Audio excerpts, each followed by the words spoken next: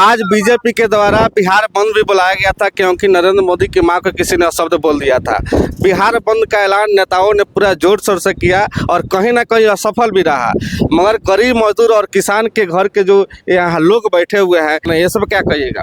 देखिए, ये तो सवाल राजनीतिक है, इसका जवाब मैं अभी आपको नहीं दे पाऊंगा। अलग से पूछते तो मैं इसका जवाब देता, लेकिन मैं इतना जरूर कहना चाहूँगा कि अभी जो राजनीति के अंदर जो नई संस्कृति डेवलप की है वो आरोप का घटियापन की संस्कृति है।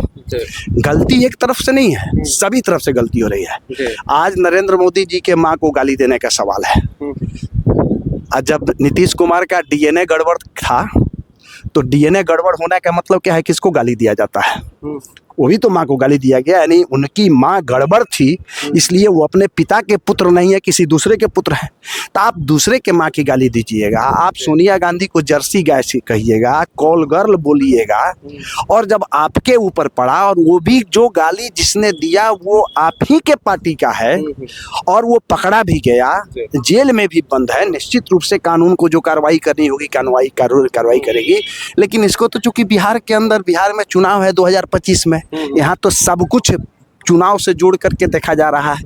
ये बंद भी चुनाव ही था कि माँ के नाम पर, कभी पुलवामा के नाम पर, तो कभी किसी के नाम पर, तो कभी किसी के नाम पर, पहलगाम के नाम पर भजाते रहे हैं। इस बार एक मौका मिला है माँ के नाम पर बिहार के चुनाव को भजा लिया जाए, लेकिन ऐसा होने वाला नहीं है। नीतीश कुमार लगातार बड़े बड़े घोषणाएं कर रहे हैं, क्या उसी को देखते हुए आप लोग जो है धरना प्रदर्शन?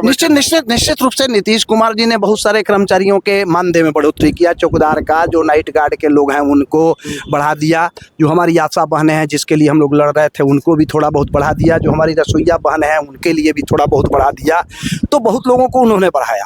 तो आप लोग को लगता है कि आप लोग की मांग सुनी जाएगी? एकदम निश्चित रूप से हम लोग भी तो उसी आधार पर लड़ रहे हैं कि ये एम्बुलेंस कर्मी भी तो आप ही के हिस्सा हैं।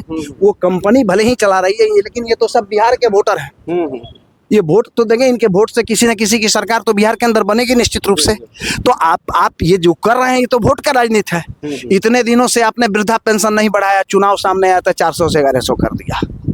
इतना दिन से लोग लड़ते रहा। हमारी आशा 3 वर्षों से 4 वर्षों से लड़ रही थी कि हमारे मानदेय में प्रोत्साहन राशि में बढ़ोतरी किया जाए। आज तक आप उस फाइल को दाब करके रख दिए थे, नहीं बढ़ोतरी कर रहे थे। चुनाव जब सामने चला आया तो आपने उसका बढ़ोतरी कर दिया। तो नीतीश बाबू की हाल यही है कि देहात में लोग कहता है कौन ची लगी फटने तो खैरात लगी मटने। तो नीतीश बाबू का भी हाल यही है कि जब देख रहे हैं कि सरकार जा रही है तो ये खैरात बांटने का सिलसिला जारी है। पैसा किसी को मिलेगा कि नहीं मिलेगा अभी कुछ पता नहीं चल रहा है।